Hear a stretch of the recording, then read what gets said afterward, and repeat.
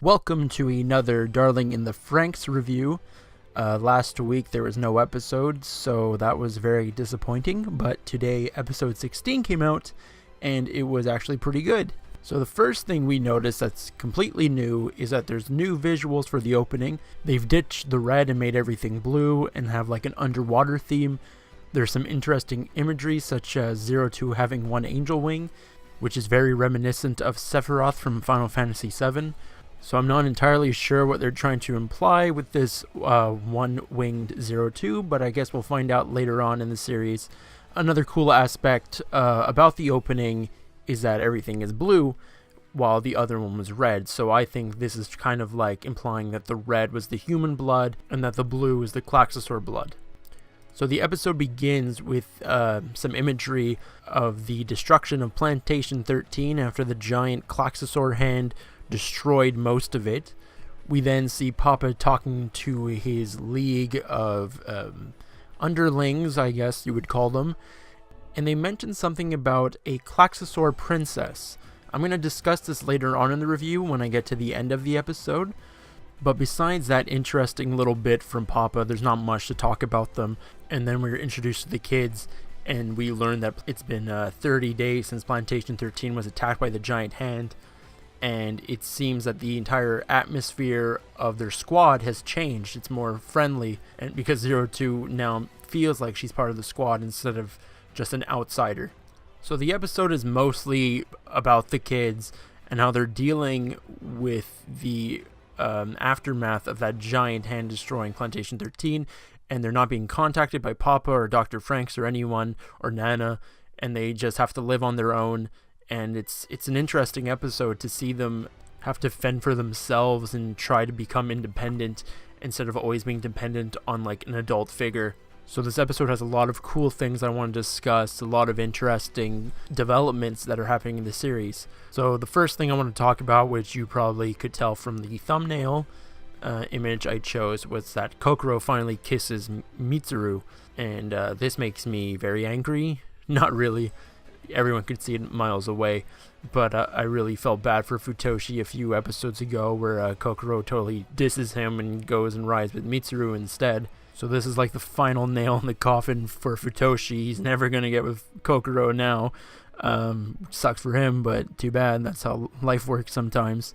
Also, Mitsuru, like any good anime girl, gets a haircut to signify that they have grown. He has decided to stop holding a grudge against Hiro for forgetting about the promise they made, and I think his haircut looks pretty good. So after that, we get some fan service of the girls taking a bath in the river, and we see Zero Two having fun with like all the girls, and that's nice to see her getting along with everyone. And then we find out that Miku's hair is starting to turn white.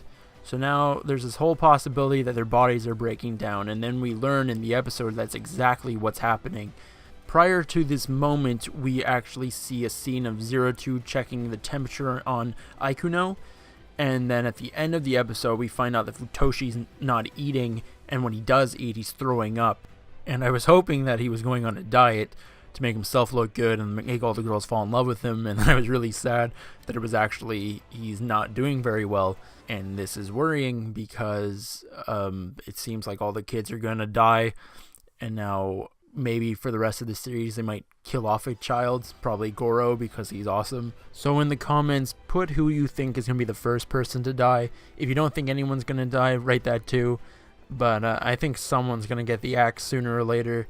So besides the realization that their bodies are falling apart, their minds are actually expanding.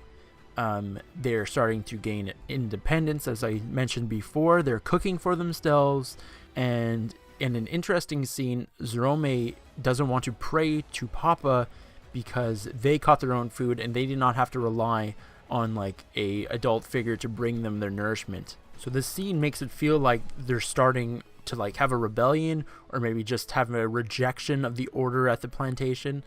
It's very similar to Hiro's backstory, where we learn that as a child, he was always asking questions, and that the adults were always trying to make him not ask questions, to always obey what they say, and to not have a free thinking mind. So I think this episode is trying to demonstrate like the beginning that these children are going to become a problem for Papa later on in the series. And I think this idea is illustrated in this episode by Dr. Franxx, who's speaking to Nana and Hashi about the children and being like, we can't tamper with them right now. So I think there might be inclinations of Dr. Franxx trying to start a rebellion or something. I'm not entirely sure what he's trying to do or what Papa's trying to do. We still don't know anything about like their major goal. But I think at the end of today's episode, we actually learn maybe who the major antagonist for the humans will be.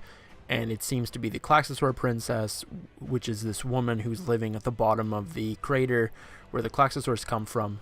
I'm just speculating that she's the Klaxosaur princess from what Papa said at the beginning of the episode. But 02 could be the Klaxosaur princess for all we know. And this new woman could possibly be her mom or something. I know Trigger loves to make evil moms, such as Ragyo Kiryuin. So we'll see what happens with that. Probably next episode we'll learn more about her. I really hope. I like her design so far. She's in the opening for like a few seconds. So that's pretty much what I wanted to talk about for today's episode. It was a good episode. I enjoyed it. It's always nice seeing the kids' day-by-day life and just seeing them hang out. And it was nice seeing them actually gain some independence from like the adults. So thanks a lot for listening to my review of episode 16. I'll be here next week. Like, comment, subscribe. Watch my One Piece reviews if you like One Piece. And have a great week. See you next time.